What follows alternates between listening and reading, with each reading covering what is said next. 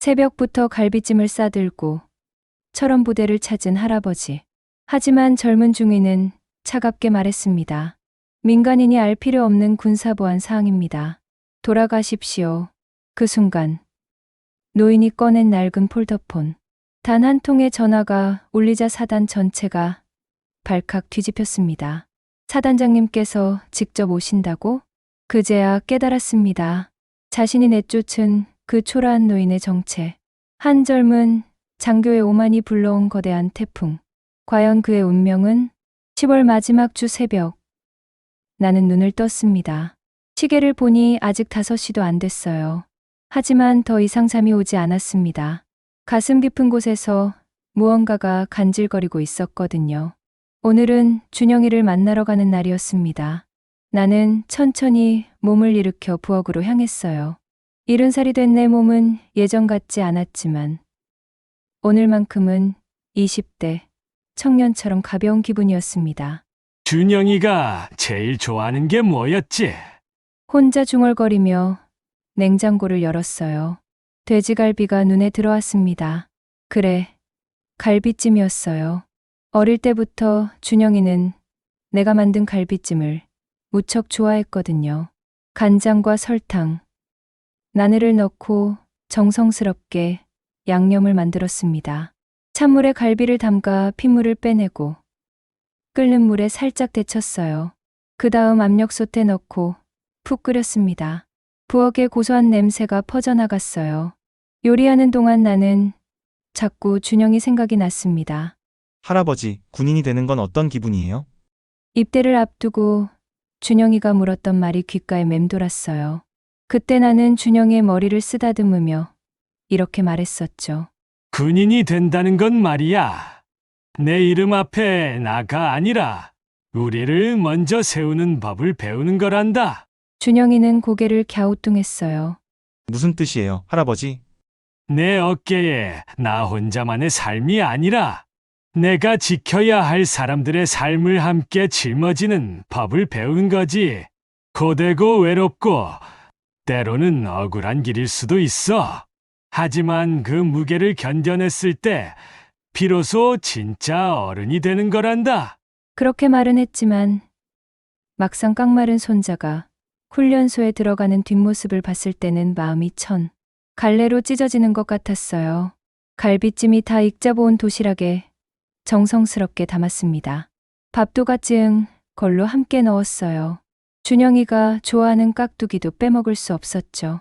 도시락 가방을 들어보니 제법 무거웠습니다. 이 정도면 녀석이 좋아하겠지. 나는 혼자 미소를 지었어요. 옷장에서 오래된 국방색 점퍼를 꺼내 입었습니다. 이 점퍼는 제대할 때 기념으로 가져온 거였어요. 30년 넘게 입었지만 아직도 튼튼했습니다. 거울을 보니 초라해 보였지만 오늘만큼은 신경 쓰이지 않았어요. 동서울 터미널까지 가는 길은 아직 어두웠습니다. 버스 안에서 나는 창밖을 바라봤어요. 스쳐 지나가는 불빛들을 보니 문득 과거가 떠올랐습니다. 1973년 나는 육군사관학교를 졸업하고 소위로 임관했어요. 그때부터 시작된 군 생활이 벌써 40년이 넘었습니다. 소대장, 중대장, 대대장을 거쳐 연대장이 되었고 마침내 제1군단장까지 올랐어요. 불곰이라는 별명도 그때 생겼죠. 야전에서 부하들과 함께 구르며 몸소 앞장서는 모습이 곰 같다고 해서 붙은 이름이었어요. 나는 그 별명이 자랑스러웠습니다. 하지만 모든 게 순탄했던 건 아니었어요. 가장 힘들었던 건 사랑하는 사람들을 하나씩 잃어가는 일이었습니다. 먼저 아내가 떠났어요. 암 투병 2년 만에 세상을 떠났죠. 그 다음엔 하나뿐인 아들과 며느리가 교통사고로 세상을 떠났습니다. 순간 마음이 무너져 내렸어요. 왜 하필 우리 가족만? 그때 나는 정말 절망했습니다. 40년 넘게 나라를 지켰는데 정작 내 가족은 지키지 못했다는 생각에 자책했어요. 하지만 준영이가 있었습니다. 아들과 며느리가 남겨준 유일한 선물. 준영이가 나를 다시 일으켜 세웠어요. 그 아이의 환한 웃음 때문에 나는 다시 살아갈 힘을 얻었습니다. 터미널에 도착했을 때는 해가 떠오르고 있었어요. 신철원행 6시 30분 버스 출발합니다. 안내, 방송이 울렸습니다. 나는 천천히 몸을 일으켜 버스에 올랐어요. 창가 자리에 앉으니 도시락 가방이 무릎 위에서 따뜻했습니다.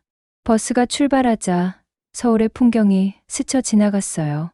빌딩 숲과 아파트 단지, 출근을 서두르는 사람들의 바쁜 모습들. 저 평화로운 일상을 지키기 위해 나는 평생을 군복 입고 살았구나 하는 생각이 들었습니다. 그리고 이제 준영이가 그 길을 걷고 있었어요. 버스가 서울을 벗어나 경기도를 지나고 마침내 강원도 산길로 접어들었습니다. 창밖 풍경이 급격히 변해갔어요. 화려한 단풍은 이미 끝물이었고 앙상한 나뭇가지들만 남아 스산한 바람에 흔들렸습니다.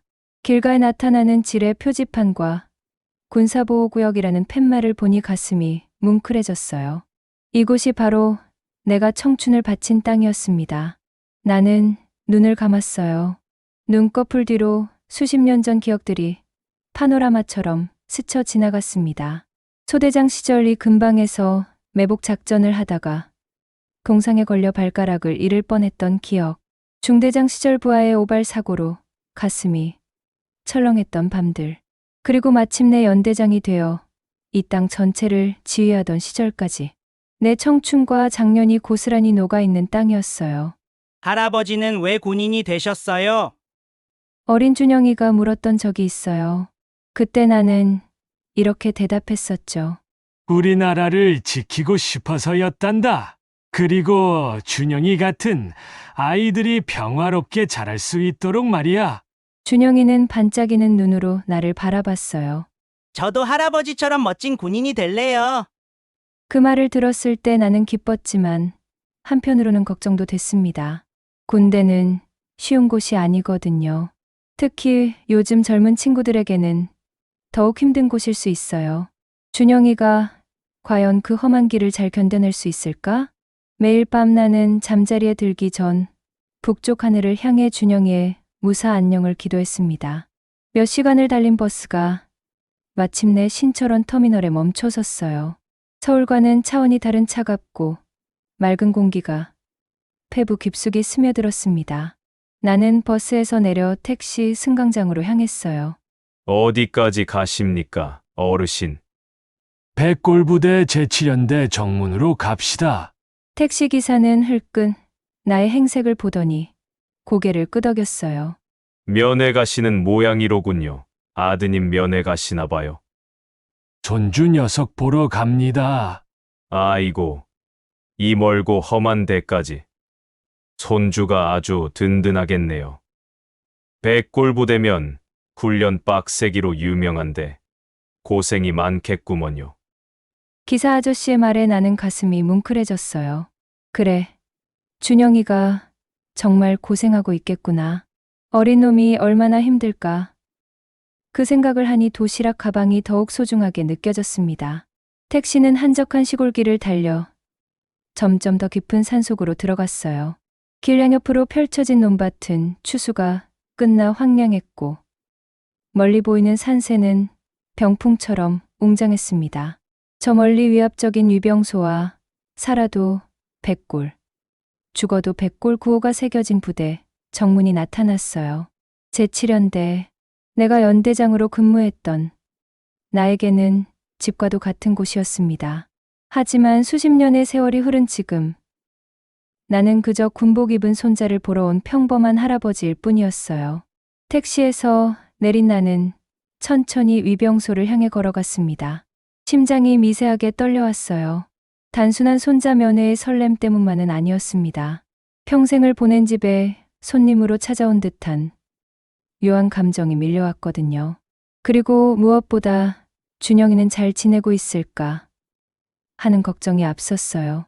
나는 도시락 가방을 꽉 움켜쥐었습니다. 준영아, 할아버지가 왔다. 마음속으로 중얼거리며 나는 정문을 향해 한 걸음씩 다가갔어요. 정문 앞에 다가서자 위병소가 눈에 들어왔습니다. 방탄모를 눌러 쓴 위병들이 부동 자세로 서 있었어요.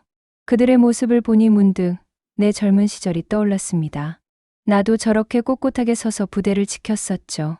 그런데 위병들 앞에 한 명의 젊은 장교가 서 있었어요. 팔짱을 낀 채 턱을 치켜든 모습이 눈에 띄었습니다. 갓다림질한 듯 각이 잡힌 전투복, 반짝이는 전투화, 그리고 뻣뻣하게 세운 어깨. 명찰을 보니 최민준이라는 이름이 새겨져 있었어요. 아, 중위 계급장이 보였습니다. 나는 천천히 다가가며 마음을 가다듬었어요. 첫인상이 좀 차갑긴 하지만 젊은 장교니까 이해할 수 있었습니다. 군대는 원래 엄격한 곳이니까요. 수고 많으십니다. 나는 정중하게 인사했어요. 민준이 나를 위아래로 훑어봤습니다. 그 시선이 차갑다는 걸 한 번에 알 수 있었어요. 환대나 존중보다는 경계심이 먼저 느껴졌습니다. 순간 가슴이 서늘해졌어요. 무슨 일로 오셨습니까? 민준의 목소리가 들렸습니다. 젊었지만 일부러 낮게 깔아서 권위를 세우려는 듯한 톤이었어요. 나는 최대한 부드럽게 말했습니다. 여기 7연대 본부중대 소속 박준영 이병 면회하러 왔습니다. 도시락 가방을 들어 보이며 덧붙였어요. 손주 녀석한테 음식 좀 가져다 주려고 해서요. 그런데 민준의 표정은 전혀 변하지 않았습니다. 손목시계를 흘끗 보더니 딱딱하게 대답했어요. 지금은 면회 시간이 아닙니다. 그리고 금일은 부대 사정으로 인해 모든 병사의 면회, 외출, 외박이 통제됩니다. 차가운 거절이었어요. 내 마음이 살짝 가라앉았습니다. 하지만 이해할 수 있었어요. 군대에는 규정이 있고 특별한 사정이 있을 수도 있으니까요. 아, 그렇습니까? 혹시 언제쯤 면회가 가능한지 알 수 있을까요? 제가 새벽부터 먼 길을 와서. 오늘 안으로는 불가능합니다. 돌아가십시오. 민준의 대답은 단호했어요. 마치 기계가 정해진 답을 출력하듯. 감정이나 융통성은 전혀 없었습니다. 그의 시선은 이미 나를 지나쳐 부대 안쪽을 향하고 있었어요. 내 안에서 뭔가가 답답해졌습니다. 물론 군대라는 조직의 특수성을 누구보다 잘 알아요. 작전이나 특별한 훈련이 있다면 면회 통제는 당연한 조치죠. 하지만 저 젊은 장교의 태도는 단순히 규정을 설명하는 것을 넘어서 있었어요. 상대를 무시하는 듯한 냉기가 서려 있었습니다. 나는 다시 한번 차분하게 물었어요. 혹시 무슨 특별한 훈련이라도 있습니까? 사정을 안다면 기다리는데 도움이 될 것 같아서 그렇습니다. 민준이 고개를 돌려 나를 쏘아봤습니다. 그 눈빛에 짜증이 어렸어요. 민간인께서 아실 필요 없는 군사보안 사항입니다. 민간인. 그 단어가 내 귓가에 유난히 크게 박혔어요. 평생을 군인으로 살아온 나에게 이제가 소위 티를 벗었을 법한 젊은 장교가 던진 그 단어는 묘한 감정을 불러일으켰습니다. 서운함도 분노도 아니었어요. 그저 깊은 안타까움이었습니다.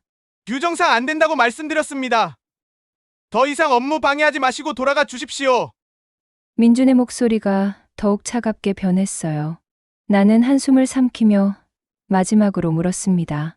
그럼 중대장이나 혹은 당직 사관과 잠시 통화라도 할 수 있겠습니까? 손주 녀석에게 가져온 이 음식이 식기 전에 얼굴이라도 잠시 보고 전달만이라도 하고 싶은데. 안 됩니다. 민준이 내 말을 자르며 못 박았어요. 소대장인 제가 안 된다고 판단했습니다. 지금 부대는 사단장님 순시 준비로 전 무대원이 비상입니다. 이등병 하나 때문에 부대 기율을 무너뜨릴 수는 없습니다. 그리고 마지막에 던진 한마디가 내 가슴을 후벼 팠어요. 어르신, 군대는 어르신이 생각하는 그런 호락호락한 곳이 아닙니다. 이제 그만 돌아가시죠. 호락호락한 곳이 아니다. 그 말이 비수처럼 내 가슴에 꽂혔어요. 평생을 바쳐 지켜온 그리고 만들어온 군대를 이제 막 군 생활을 시작한 젊은 장교에게서 부정당하는 기분이었습니다. 차가운 철원의 바람이 횡하니 불어와 낡은 점퍼, 자락을 흔들었어요. 나는 더 이상 아무 말도 하지 않았습니다. 민주는 팔짱을 낀 채 마치 승리한 장수처럼 꼿한 자세로 서 있었고 그 뒤에 위병들은 훈련받은 대로 미동도 없이 전방을 주시하고 있었어요. 견고한 성체처럼 닫힌 부대 정문. 그 앞에서 손자를 위해 싸들고 온 도시락. 가방을 든 초라한 노인은 마치 거대한 벽 앞에 선 것처럼 무력했습니다. 나는 조용히 몸을 돌렸어요. 하지만 돌아가지는 않았습니다. 정문에서 조금 떨어진 버스 정류장으로 향했어요.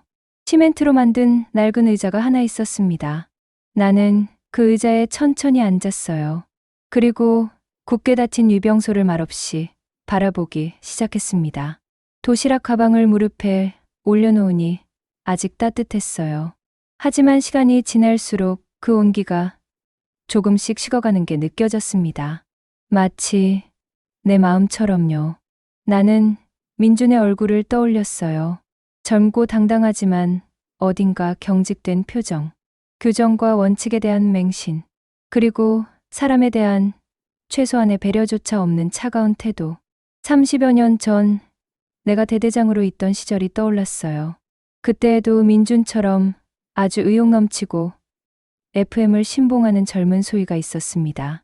그 소위는 혹한기 훈련에서 부하들을 너무 강하게 몰아붙였어요. 규정된 행군거리보다 더 먼 거리를 정해진 휴식 시간도 줄여가며 완벽한 결과 보고를 만들어내려 했죠. 결국 탈진한 병사가 실족하여 발목이 부러지는 사고가 발생했어요. 그때 나는 그 소위를 불러다가 호통을 치지 않았습니다. 대신 뜨거운 물에 수건을 적셔와 꽁꽁 언 그의 손을 녹여주며 조용히 말했었죠.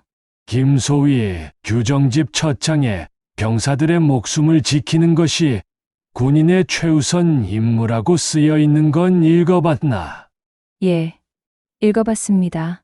그런데 규정집에는 병사들이 흘리는 눈물의 온도나 추위에 떠는 부모의 마음까지는 나와 있지 않다네. 지휘관은 그 규정집에 없는 것까지 읽을 줄 알아야 해. 자네가 휘두르는 그 규정이라는 칼이 자네가 지켜야 할 부하들을 향해서는 안 되네. 그 칼은 적을 향할 때만 칼날이 서는 법이야. 그 젊은 소위는 뜨거운 눈물을 쏟아냈어요. 훗날 그는 누구보다 병사들을 아끼고 존경받는 훌륭한 지휘관으로 성장했습니다. 나는 민준의 뻣뻣한 얼굴 위로 그 옛날 젊은 소위의 얼굴을 겹쳐보고 있었어요. 저 젊은이도 누군가 제대로 된 가르침을 준다면 분명 좋은 군인이 될 제목이었습니다. 강철은 단단하지만 올바른 방향으로 두드려야 명검이 되는 법이에요. 잘못 두드리면 그저 깨진 쇠조각에 불과하게 되죠. 가르침. 그 단어가 내 뇌리에 박혔어요. 단순히 손자를 만나고 음식을 전해주지 못한 것에 대한 서운함은 이미 오래전에 사라졌습니다. 지금 내 마음을 채운 것은 군의 대선배로서 그리고 인생의 선배로서 저 길 잃은 젊은 장교를 바로잡아주고 싶은 책임감이었어요. 저런 식의 리더십은 부하들의 마음을 얻지 못합니다. 마음을 얻지 못하는 지휘관이 이끄는 부대는 유사시에 모래성처럼 무너져요. 그것은 결국 국가 안보의 허점으로 이어지죠. 손자의 면회는 이제 개인적인 차원의 문제가 아니었습니다. 나는 또 다른 기억을 꺼내들었어요. 내가 사단장 시절 훈련 중 불의의 사고로 목숨을 잃은 한 사병의 장례식장이었습니다. 유족들은 군에 대한 불신과 원망으로 가득 차 있었어요.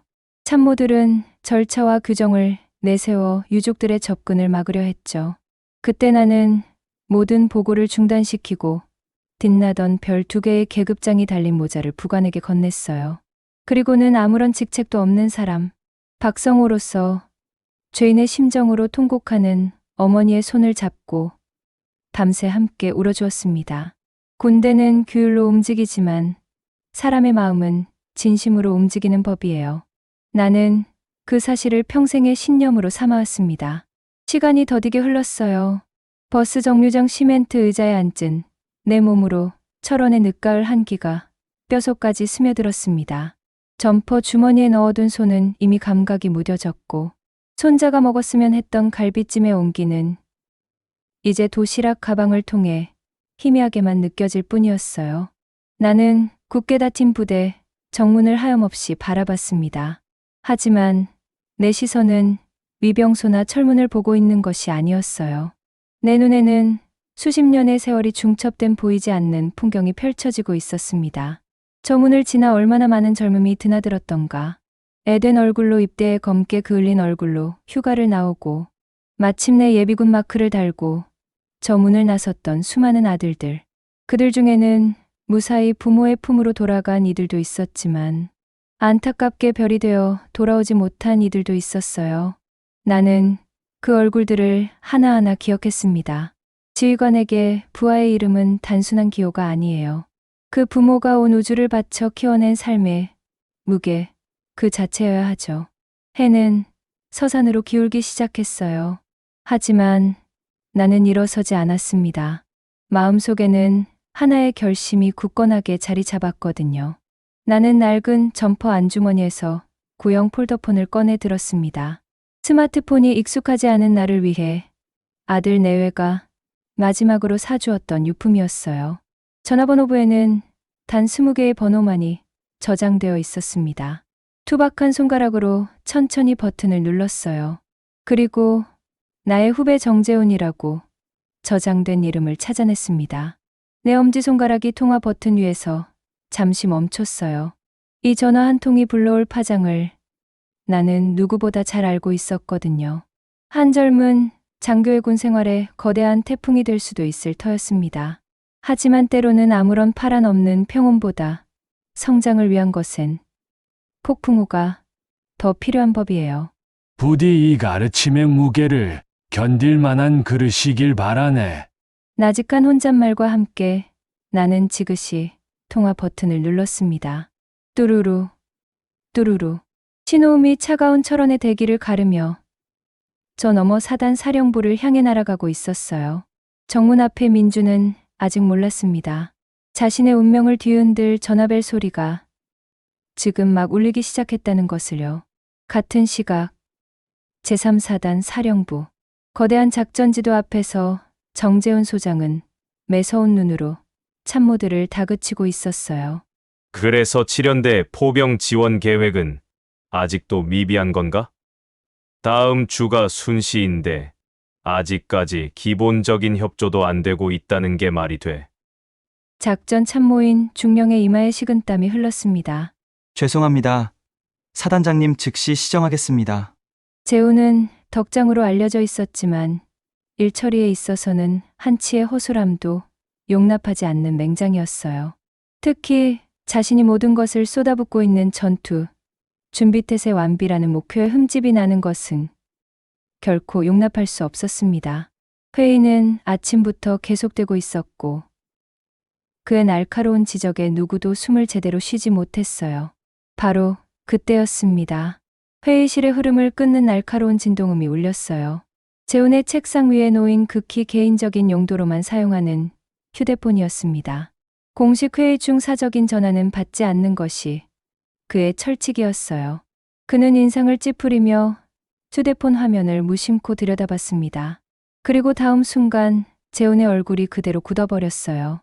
화면에 떠있는 6글자. 박성호 장군님! 그것은 단순한 이름이 아니었습니다. 재훈에게 성우는 군인의 길을 걷게 해준 스승이자 흔들릴 때마다 붙잡아준 버팀목이었어요. 때로는 아버지보다 더 존경하는 존재의 다른 이름이었습니다. 그가 전역한 이후로는 1년에 한두 번 안부 전화를 드리는 것이 전부였어요. 그런 분에게서 먼저 전화가 온 것은 전역 후 처음 있는 일이었습니다. 무슨 일이 있는 거지? 심장이 쿵하고 내려앉았어요. 잠시 회의 중단! 재훈은 다급하게 외치며 전화를 받았습니다. 그의 목소리는 자기도 모르게 한 옥타브 높아졌고 뻣했던 허리는 저절로 숙여졌어요. 회의실에 있던 모든 참모들의 눈이 휘둥그레졌습니다. 전화 한 통에 호랑이 같던 사단장이 순한 양처럼 변하는 광경을 목격하고 있었거든요. 충성! 장군님! 잘 지내고 계셨습니까? 이 시간에 어인 일이십니까? 수화기 너머로 세월의 깊이가 느껴지는 나직하고 차분한 목소리가 들려왔어요. 정 사단장, 바쁜가? 내가 지금 자네 부대 정문 앞에 와 있네. 예. 정문 말씀이십니까? 어느 부대 정문 말씀이십니까? 재우는 순간 자신의 귀를 의심했어요. 여기 치연대 자네가 대대장으로 있던 곳 말이야. 손주 녀석이 여기 있다 해서 얼굴이나 볼까 하고 조용히 왔지. 재훈의 머릿속이 빠르게 돌아갔습니다. 칠연대에 장군님의 손자가 있다고? 그런데 요즘 군 기강이 아주 대단하더군. 성우의 목소리가 계속됐어요. 젊은 중위 하나가 사단장 순씨 때문에 절대 안 된다고 막아서 말일세. 아주 훌륭한 군인이야. 원칙에 철저하고. 재훈의 머릿속이 하얗게 비는 것 같았어요. 성우, 장군님이 나의 스승이자 군대 생활의 아버지 같은 분이 지금 내 관할 부대 정문 앞에서 일개 중위에게 면회를 가로막히고 추위에 떨고 계신다고? 목소리는 칭찬이었지만 그 안에 담긴 깊은 실망감과 서늘한 가르침을 재훈이 모를 리 없었어요. 원칙에 철저하다는 말은 사람보다 규정을 앞세우는, 내가 가장 경계하라고 가르쳤던 잘못을 내 부하가 저지르고 있다는 질책과도 같았습니다. 피가 거꾸로 솟는 기분이었어요. 얼굴이 하얗게 질렸다가 이내 수치심과 분노로 시뻘겋게 달아올랐습니다. 장군님, 그게 무슨 말씀이십니까? 즉시 제가 나가겠습니다. 됐네. 내가 민간인이니 규정을 따라야지. 괜히 자네에게 폐를 끼쳤군. 성우의 목소리에는 깊은 아쉬움이 묻어 있었어요.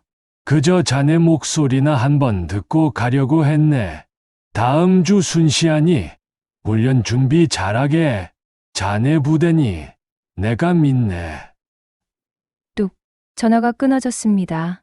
재훈은 잠시 동안 휴대폰을 든 채 허공을 응시했어요. 자네 부대니 내가 믿네. 그 마지막 말이 그의 심장을 가장 아프게 찔렀습니다. 믿었던 후배의 부대에서 그의 스승이 문전박대를 당한 셈이었어요. 이것은 단순한 해프닝이 아니었습니다. 자신의 지휘 철학 전체가 부정당한 것과 같은 끔찍한 모욕이자 실패였어요. 아, 짧은 탄식과 함께 그는 손에 든 휴대폰을 책상에 거의 내던지다시피 했습니다. 회의실의 모든 참모들은 숨을 죽였어요. 폭풍전야의 고요함이었습니다. 이윽고 재훈이 고개를 들었어요. 그의 눈은 분노로 이글거리고 있었습니다. 참모장! 예. 사단장님, 당장 내 차 대기시켜. 헬기가 빠른가, 차가 빠른가? 지금 바로 출발하시면 사단장 차량이 더 빠를 것 같습니다. 좋아. 7연대 당장, 7연대 연대장, 부연대장, 주임원사, 그리고 2대대 대대장, 작전과장 전원 5분 내로 연대 정문 앞으로 집합하라고 해. 그의 목소리는 사령부 전체를 뒤흔드는 포효와도 같았어요. 한 놈이라도 늦으면 그날로 군복 벗을 줄 알아. 그리고 그는 잠시 숨을 고르더니 가장 중요한 명령을 내렸습니다. 7연대 2대대 본부중대 소속 최민준 중위. 그자의 신상 지금 즉시 내 차로 전송해. 그리고 그자도 당장 정문으로 오라고 전달해. 내가 직접 얼굴을 봐야겠다. 사단장실의 문이 열리고 재훈이 폭풍처럼 복도를 가로질러 나갔어요. 그가 지나가는 길목의 모든 장병들은 칼같이 경례를 붙였습니다. 사령부 전체가 거대한 벌집을 건드린 듯 웅성거리기 시작했어요. 무전기에서는 다급한 목소리들이 오가고 전화벨이 쉴 새 없이 울려댔습니다. 7연대로 사단장님께서 7연대 정문으로 가신다.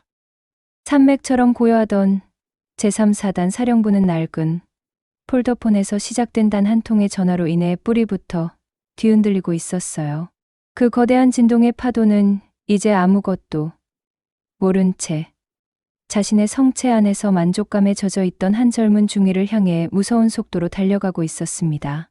한편 민주는 소대장실 책상에 앉아 방금 전 수정 완료한 순씨 베비 브리핑 자료를 흐뭇하게 바라보고 있었어요. 모든 것이 그의 계획대로 착착 진행되고 있었습니다. 병사들의 군기는 최고조에 달했고 정비 상태는 완벽했으며 서류상으로도 한치의 오차가 없었어요. 정문에서의 작은 소동은 오히려 자신의 원칙주의적인 면모를 보여줄 좋은 기회였다고까지 생각했습니다. 바로 그때였어요. 책상 위에 전화기가 미친 듯이 울렸습니다. 중대장 직통번호였어요. 충성, 중위 최민준입니다. 최중위, 너 지금 당장 정문에서 무슨 짓을 한 거야? 소화기 너머로 들려온 중대장의 목소리는 평소의 차분함이라고는 찾아볼 수 없는 다급하고 날카로운 비명에 가까웠어요. 무슨 일이십니까? 정문 말입니까? 아까 면회객 한 분이 오셨으나 규정대로 조치했습니다. 민주는 여전히 침착하게 자신이 한 일을 조치라고 표현했어요.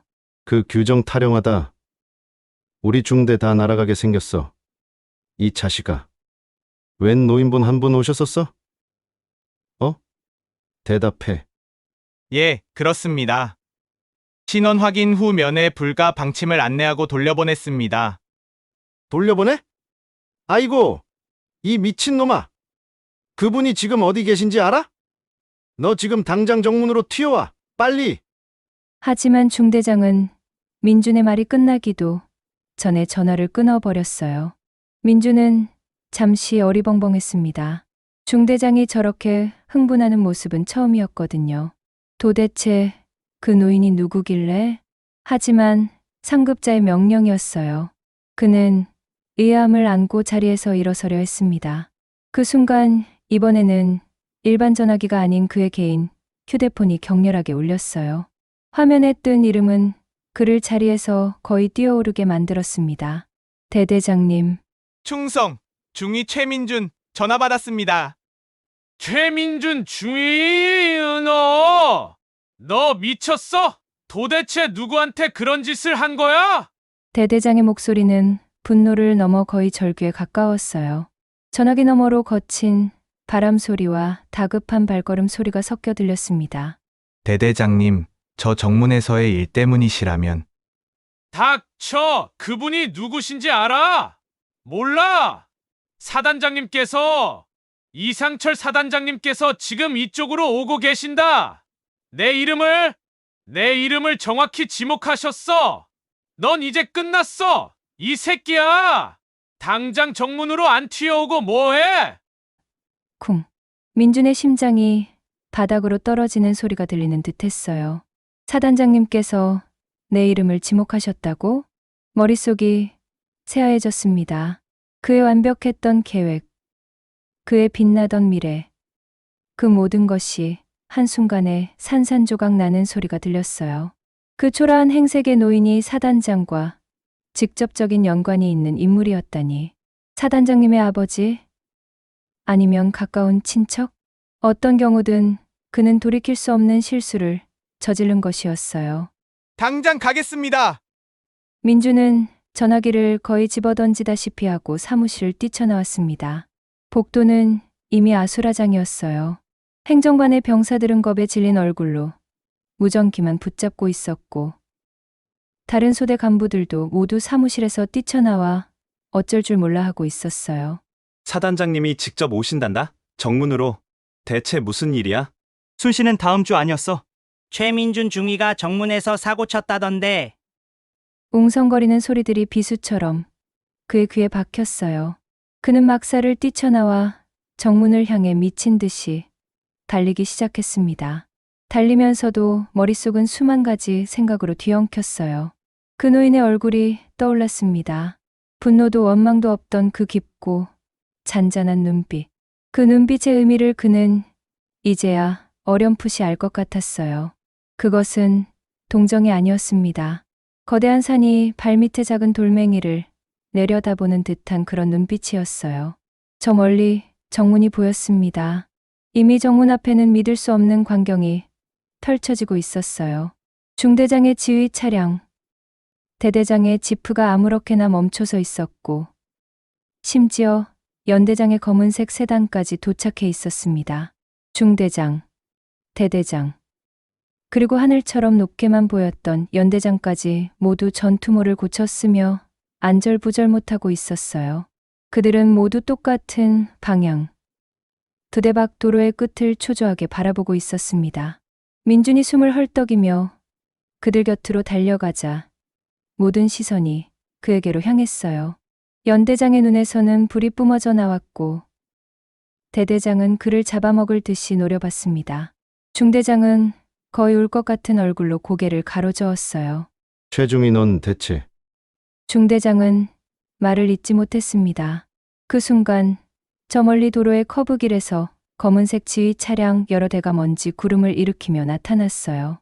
선두 차량의 깃대에는 백골부대의 용맹을 상징하는 두 개의 별, 사단장 깃발이 선명하게 펄럭이고 있었습니다. 민주는 이제 자신이 그 폭풍의 눈 한가운데 서 있다는 것을 깨달았어요. 그가 신념처럼 여겼던 규정이라는 성체는 다가오는 거대한 파도 앞에서 한낱 모래성에 불과했습니다. 영문 모를 폭풍은 이제 그의 모든 것을 집어삼키기 위해 코앞까지 다가와 있었어요. 부릉거리는 요란한 엔진음을 내며 사단장 지휘 차량이 정문 앞에 급정거했습니다. 뒤따르던 참모 차량들도 일사불란하게 멈춰섰어요.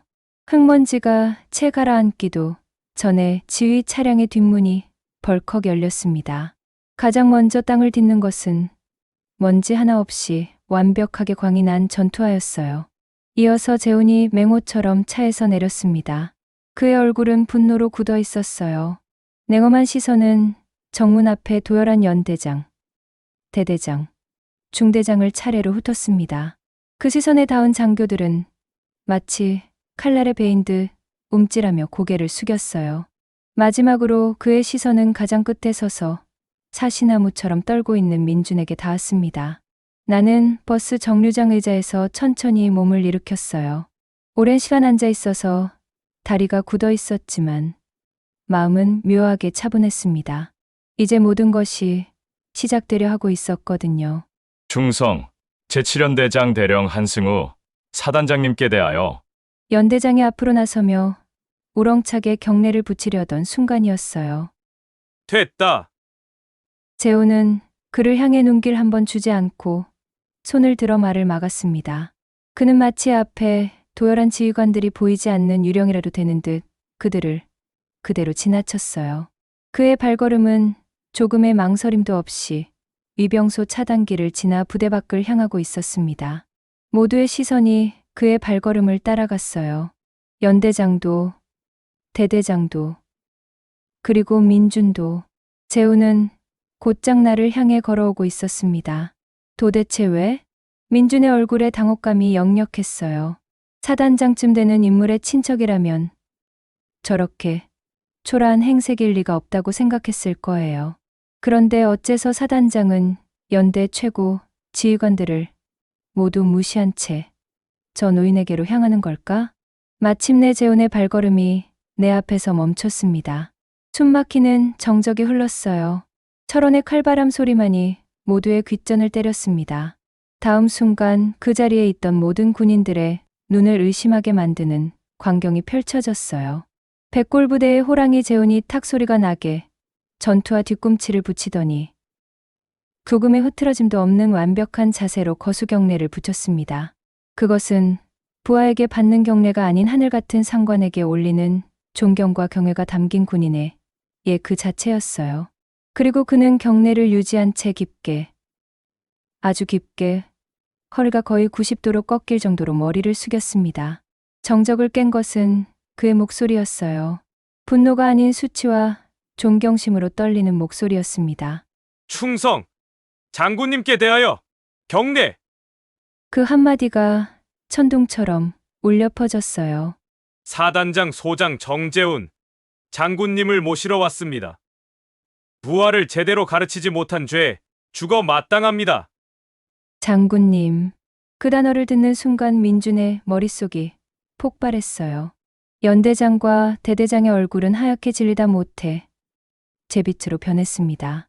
자신들의 사단장이 두 개의 별을 단 소장이 장군님이라고 부르며 머리를 조아리고 있었거든요. 그렇다면 저 노인은 대체 최소 별 3개? 아니면 4개? 대한민국에 몇 명 존재하지 않는 전설 속의 존재란 말인가? 그때의 나이가 지긋한 연대 주임원사의 입에서 거의 신음과 같은 중얼거림이 새어나왔어요. 불곰, 박성호 장군님. 불곰. 그 별명은 육사에 입학한 생도라면 누구나 한 번쯤 들어보는 이름이었어요. 6.25의 영웅이었던 아버지를 따라 군인의 길을 걸어 야전에서 잔뼈가 굵고 지휘하는 부대마다 최강의 전투부대로 만들었던 입지전적인 인물. 군의 현대화를 이끌고 마지막에는 제1군단장까지 역임했던 살아있는 전설. 하지만 워낙 대쪽 같은 성품의 언론 노출을 꺼려 그의 최근 모습을 아는 젊은 장교는 거의 없었어요. 민주는 그제야 모든 것을 깨달았습니다. 자신이 내쫓은 노인은 단순한 면회객이 아니었어요. 자신이 몸담고 있는 군이라는 거대한 피라미드의 최정점에 섰던 인물. 자신이 교과서에서나 배웠던 위대한 군대의 역사가 살아있는 모습으로 자신의 눈앞에 서 있었던 거였습니다. 민간인. 군대는 호락호락한 곳이 아니다. 업무 방해. 자신의 오만하고 어리석었던 말들이 뇌를 후벼 팠어요. 시야가 흐려지고 다리에 힘이 풀렸습니다. 재훈의 몸이 기우뚱거리자 옆에 있던 중대장이 황급히 그를 부축했어요. 나는 여전히 평온한 얼굴로 고개를 깊이 숙인 재훈의 어깨를 가만히 두드렸습니다. 정 사단장. 됐네, 고개 들게. 내 목소리는 낮고 조용했지만 그 어떤 호령보다도 무거운 권위가 실려 있었어요. 어찌 이런 누추한 곳까지 오셔서 이토록 험한 대접을 받게 하셨습니까? 장군님, 제가 죄인입니다. 자네 죄가 아닐세. 내가 미리 연락하지 않은 탓이지. 자, 그만하고 안으로 들어가서 얘기하세. 어린 병사들 앞에서 사단장 체면이 뭐가 되나. 나는 그렇게 말하며 자신을 부축하려는 재훈의 팔을 정중히 사양하고 혼자서 천천히 정문을 향해 걸었어요. 내가 한 걸음 한 걸음 옮길 때마다 연대장부터 모든 장교들은 마치 모세 앞에 홍해가 갈라지듯 길을 트며 부동 자세로 서서 허리를 숙였습니다. 민주는 고개를 들 수 없었어요. 전설이 그의 앞을 지나가고 있었거든요. 그는 자신이 쌓아올린 오만과 원칙의 성이 그저 조용히 걷는 노인의 발걸음 한 번에 먼지처럼 허물어지는 것을 온몸으로 느끼고 있었어요. 그의 군 생활은 오늘 이 순간 완전히 끝났다고 생각했습니다. 7연대 본청 가장 넓고 전망 좋은 연대장실. 진짜 주인은 연대장실 중앙의 소파에 조용히 앉아 있었고 이 부대의 현 지배자인 사단장은 마치 벌을 서는 초임 장교처럼 그의 곁에 부동 자세로 서 있었어요. 민주는 방 한가운데 서 있었습니다. 사형 선고를 기다리는 죄수처럼 그는 감히 고개를 들지 못했어요. 등 뒤에서는 식은땀이 폭포수처럼 흘러내렸습니다. 발밑의 바닥이 끝없는 심연으로 꺼져내리는 듯한 감각. 그 옆에는 재훈이 여전히 죄인처럼 서 있었어요. 연대장이와 다른 지휘관들은 모두 밖에서 대기하라는 명령이 내려졌습니다. 이 방 안에는 오직 3사람만이 남아 있었어요. 전설과 그 전설을 모시는 현재의 지휘관. 그리고 그 전설에게 돌이킬 수 없는 과오를 저지른 젊은 장교. 행정병이 조심스럽게 들어와 따뜻한 차를 내왔어요. 나는 차잔을 들어 온기를 느끼며 조용히 입을 열었습니다. 내 첫마디는 질책이 아니었어요. 최민준 중위. 예, 장군님. 목소리가 심하게 떨려 나왔어요. 자네가 군인으로서 원칙을 지키려 한 그 마음은 가상하네. 군은 원칙과 규율이 바로 서야 하는 조직이니 자네의 행동이 아주 틀렸다고만은 할 수 없지. 예상치 못한 말에 민주는 저도 모르게 고개를 들었어요. 내 눈은 그를 비난하고 있지 않았습니다. 그저 깊은 연민과 안타까움으로 그를 바라보고 있었어요. 하지만 최중위. 나는 차잔을 내려놓았습니다. 쨍하는 작은 소리가 방의 공기를 얼어붙게 만들었어요. 군복의 무게는 그 어깨 위에 달린 계급장에서만 나오는 것이 아닐세. 그 군복을 입고 우리 국민들을 어떻게 대하는가. 그 태도에서 나오는 것이야. 내 목소리는 조용했지만 모든 단어가 강철의 무게를 가지고 민준의 심장에 박혔어요. 자네가 목숨처럼 지키는 그 규정이라는 것은 국민을 안전하게 지키기 위해 존재하는 것이지. 국민 위에 군림하고 그들을 내치기 위해 존재하는 것이 아닐세. 민준의 얼굴이 점점 하얗게 변해갔습니다. 나는 차잔을 다시 들어 한 모금 마시고 계속했어요. 훌륭한 건축가가 아무리 높고 견고한 성벽을 쌓는다 해도 무슨 소용인가? 그 성벽이 지켜야 할 백성을 적으로 돌린다면 그건 그저 돌무더기를 쌓은 것에 불과하다네. 내 시선이 민준을 똑바로 바라봤어요.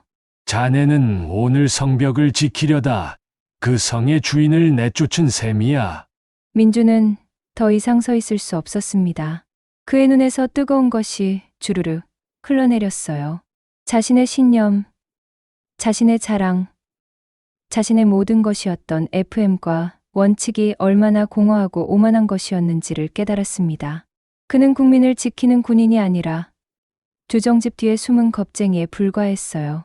내 시선이 재훈에게로 향했습니다. 정 사단장, 예, 장군님. 자네에게 내가 무엇을 가르쳤는가? 재훈의 목소리가 떨렸어요.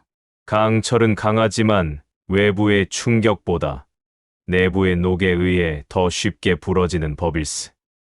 병사들의 마음을 얻지 못하는 군대는 유사시에 가장 먼저 부러지는 녹슨 강철과 같아. 나는 고개를 끄덕였습니다.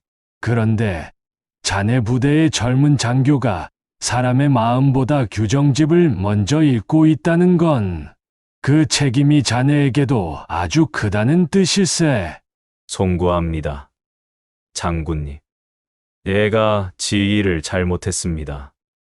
재훈이 다시 한번 깊이 고개를 숙였어요. 나는 그를 만류하지 않았습니다. 그가 이 가르침의 무게를 온전히 느끼길 바랐거든요. 마침내 민준은 무너져 내렸습니다. 그는 그 자리에 무릎을 꿇고 울음을 터뜨렸어요. 군인이 되어서, 그것도 전설적인 대선배 앞에서 눈물을 보이는 것은 죽기보다 수치스러운 일이었지만 그는 멈출 수가 없었습니다. 죄송합니다. 장군님, 제가 어리석었습니다. 죽을 죄를 지었습니다. 나는 자리에서 일어나 무릎 꿇고 오열하는 민준에게 다가갔어요. 그리고 그의 어깨에 손을 얹었습니다. 일어나게. 나는 민준을 일으켜 세웠어요. 자네의 군 생활은 이제 겨우 첫걸음을 뗀 것일세. 오늘의 이 부끄러움과 깨달음을 도망치거나 잊으려 하지 말고 평생 뼈에 새기게. 민준이 눈물과 콧물로 범벅이 된 얼굴을 들어 나를 바라봤어요. 그래서 훗날 자네가 지휘할 수많은 부하들에게는 사람에 대한 도리를 먼저 가르치는 규정집보다 따뜻한 가슴을 가진 지휘관이 되게나. 내 눈이 민준의 눈을 똑바로 바라봤습니다.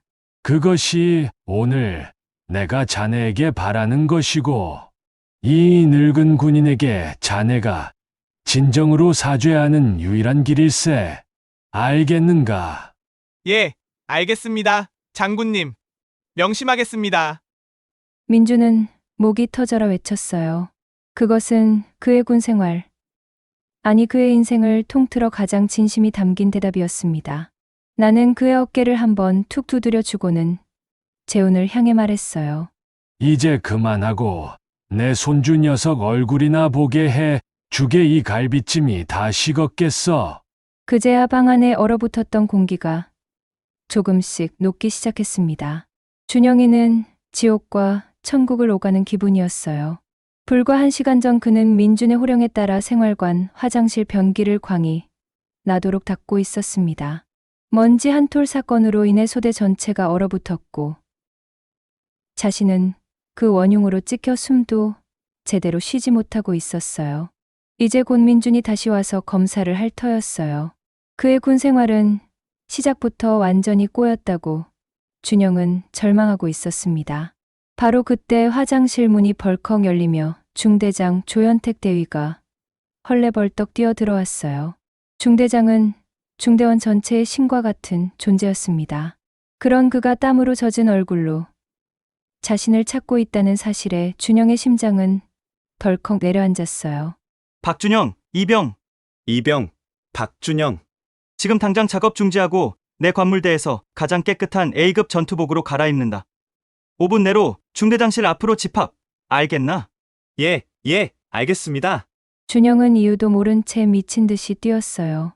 내가 무슨 사고를 쳤지? 화장실 청소를 잘못해서. 아니면 할아버지 면회로 부대에 무슨 피해라도 끼친 건가? 온갖 최악의 상상이 머리를 스쳤어요. 허둥지둥 옷을 갈아입고 중대장실로 달려가자 중대장은 그의 옷매무시를 직접 바로잡아 주기까지 하며 말했습니다. 너 면회 왔다. 나 따라와.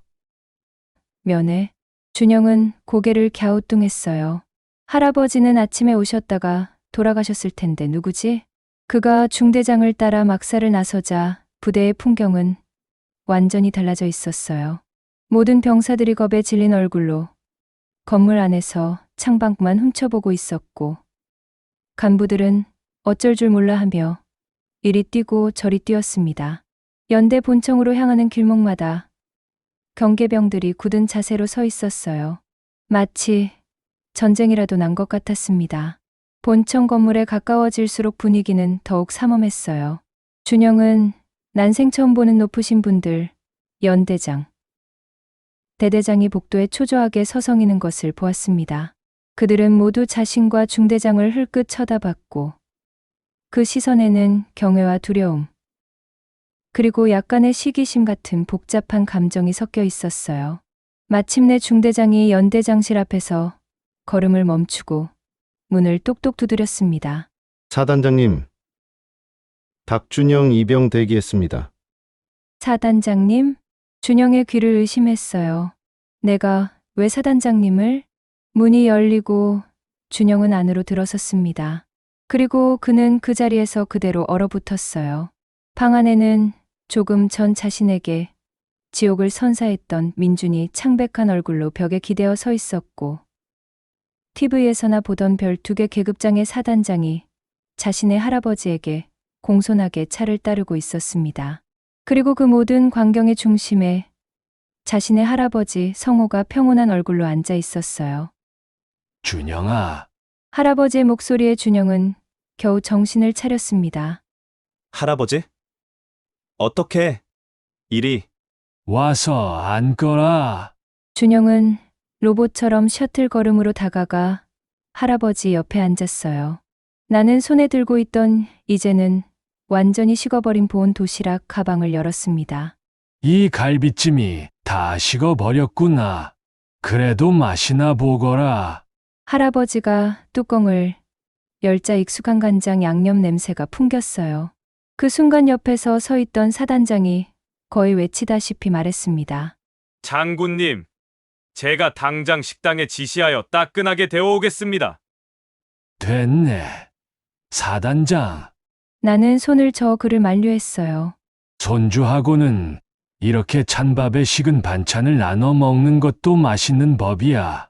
안 그런가? 준영아. 네, 예. 할아버지. 준영은 떨리는 손으로 할아버지가 건네는 갈비찜 한 조각을 받아 입에 넣었어요. 고기는 차갑게 식어 있었지만 세상 그 어떤 음식보다도 맛있게 느껴졌습니다. 눈물이 핑 돌았어요. 그제야 준영은 모든 상황을 파악할 수 있었습니다. 아침에 자신을 찾아왔던 초라한 노인, 그 노인을 냉정하게 내쫓았던 소대장, 그리고 지금 부대 전체를 뒤흔든 이 거대한 소동의 원인이 모두 자신의 할아버지 한 사람 때문이었다는 것을요. 준영은 할아버지의 주름진 얼굴을 가만히 바라봤습니다. 늘 자상하고 평범하게만 보였던 할아버지. 하지만 오늘 준영은 할아버지의 어깨에 걸쳐진 보이지 않는 별들의 무게를, 그가 평생 짊어지고 살아온 삶의 무게를 어렴풋이나마 느낄 수 있었어요. 입대 전 할아버지가 해주었던 말, 내 어깨에 우리를 함께 짊어지는 법을 배우는 거지라는 그 날의 의미를 그는 이제야 조금은 알 것 같았습니다. 따뜻하고 애틋한 재회의 시간은 짧게 끝났어요. 나는 준영의 어깨를 두드리며 말했습니다. 몸 건강히, 그리고 동료들과 잘 지내거라. 준영은 목이 메어 예, 할아버지라고 대답하는 것이 전부였어요. 그날 이후 박준영 이병의 군 생활은 완전히 달라졌습니다. 하지만 그것은 할아버지의 후광 때문이 아니었어요. 그의 마음 속에 그 누구도 가질 수 없는 거대한 자부심과 함께 그만큼 무거운 책임감이라는 기둥이 세워졌기 때문이었습니다. 불곰이 떠난 자리는 고요했지만 그가 남긴 파문은 오랫동안 7연대 전체를 맴돌았어요. 나를 태운 사단장의 차량이 시야에서 사라진 뒤에도 연대장 이하 지휘관들은 한동안 그 자리에 못 박힌 듯 서 있었습니다.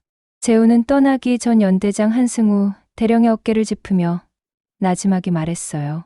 오늘을 교훈으로 삼게. 군의 진짜 주인은 제복 입은 우리가 아니라 우리에게 이 제복을 입혀준 국민이라는 걸 절대 잊지 마. 다시는 내 부대에서 저런 분이 눈물 흘리시는 일이 없도록 하게. 그 말은 연대장을 넘어 그 자리에 있던 모든 간부들의 가슴에 낙인처럼 새겨졌어요. 가장 큰 파도의 한가운데에 있었던 민준에게는 어떤 공식적인 징계도 내려지지 않았습니다. 사단장은 그에 대한 어떠한 처벌도 지시하지 않았어요. 그것은 나의 뜻이기도 했습니다. 하지만 공식적인 징계보다 더 무서운 것은 동료들의 시선과 스스로를 향한 끝없는 성찰의 시간이었어요. 그날 저녁 민주는 텅 빈 소대장실에 홀로 앉아 있었습니다. 책상 위에는 그가 완벽하다고 자부했던 순시, 대비 계획서가 흩어져 있었어요. 이제 그것들은 그에게 아무런 의미도 없는 휴지 조각에 불과했습니다. 그는 자신의 모든 것이었던 신념이 얼마나 오만하고 편협했는지를 처절하게 깨달았어요. 똑똑, 노크 소리와 함께 중대 주임원사가 들어왔습니다. 그는 군 생활 30년의 베테랑으로 웬만한 장교보다 존경받는 인물이었어요. 그는 말없이 민준의 책상에 따뜻한 캔커피 2개를 내려놓았습니다. 소대장님, 너무 자책하지 마십시오. 제가 무슨 낯들을 보겠습니까? 군 생활하다 보면 누구나 한 번쯤은 크게 넘어질 때가 있는 법입니다. 중요한 건 넘어진 자리에서 주저앉아 우느냐, 아니면 흙먼지 털고 일어나서 다시 걷느냐입니다. 주임원사의 투박하지만 진심 어린 위로에 민주는 겨우 고개를 들었어요. 오늘 소대장님께서는 군대에서 그 누구도 쉽게 얻지 못할 아주 비싼 과외를 받으신 겁니다. 그날 이후 민주는 변하기 시작했습니다. 변화는 아주 작고 사소한 것에서부터 시작됐어요. 다음 날 아침 점호 시간, 그는 늘 하던 대로 병사들의 복장과 태도를 지적하는 대신 밤새 끙끙 앓던 한 병사에게 다가가 이마를 짚어보며 말했습니다. 너 열이 있는 것 같다. 끝나면 바로 의무실부터 다녀와라. 마지막에 꾀병 부리는 거면 죽는다는 말을 덧붙였지만 그 행동에 담긴 온기는 모두에게 전달됐어요. 그는 청소 시간에 준영에게 조용히 다가가 물었습니다. 어제 할아버님께서 주신 음식 맛있게 먹었나? 예, 맛있게 먹었습니다. 다행이군. 짧은 대화였지만 그 안에는 서툰 사과와 존중의 의미가 담겨 있었어요. 병사들은 터미네이터였던 소대장의 변화를 가장 먼저 감지했습니다. 그들은 더 이상 민준을 두려워하기만 하는 것이 아니라 조금씩 그를 이해하고 따르기 시작했어요. 불곰의 방문 사건은 7연대의 전설이 되었습니다. 처음에는 수군거리며 퍼져나가던 이야기는 시간이 지나며 모든 병사들이 아는 일화가 됐어요. 우리 부대는 합참의장 할아버지를 둔 이등병이 있는 부대다라는 우스갯소리는 곧 우리 부대는 군인의 도리를 일깨워준 전설이 다녀가신 부대다라는 자부심으로 바뀌어 갔습니다. 민주는 매일 밤 자신의 잘못을 돌이켰어요. 그는 내가 남긴 마지막 말을 떠올렸습니다. 사람에 대한 도리를 먼저 가르치는 따뜻한 가슴을 가진 지휘관이 되게나. 그것은 그의 남은 군 생활 동안 그리고 그의 인생 전체에서 붙잡아야 할 새로운 이정표가 되었어요. 나는 재훈이 내어준 검은색 세단을 타고 철원을 빠져나왔습니다. 그는 극구 사양했지만 스승님을 다시 버스터미널에 홀로 내버려 두는 죄를 짓게 하지 말아 달라는 간곡한 청을 거절할 수 없었어요. 하지만 나는 집까지 가는 대신 동서울로 향하는 첫 번째 휴게소에 내려 달라고 했습니다. 여기서부터는 늙으니 혼자만의 시간이 필요하다네. 이만 돌아가서 자네 부대를 잘 살피게. 차창 밖으로 멀어지는 재훈의 차를 보며 나는 조용히 고속버스에 몸을 실었어요. 나는 승리감이나 만족감을 느끼지 않았습니다. 대신 무거운 책임의 한 부분을 내려놓은 듯한 담담함이 나를 감쌌어요. 차창 밖으로 스쳐 지나가는 가을의 마지막 풍경을 보며 나는 군의 미래를 생각했습니다. 민준과 같은 젊은 장교들, 그리고 준영과 같은 젊은 병사들. 그들이 바로 이 나라의 미래였어요. 내가 오늘 심은 작은 씨앗 하나가 훗날 그들의 손에서 울창한 숲을 이루기를. 나는 조용히 기도했습니다.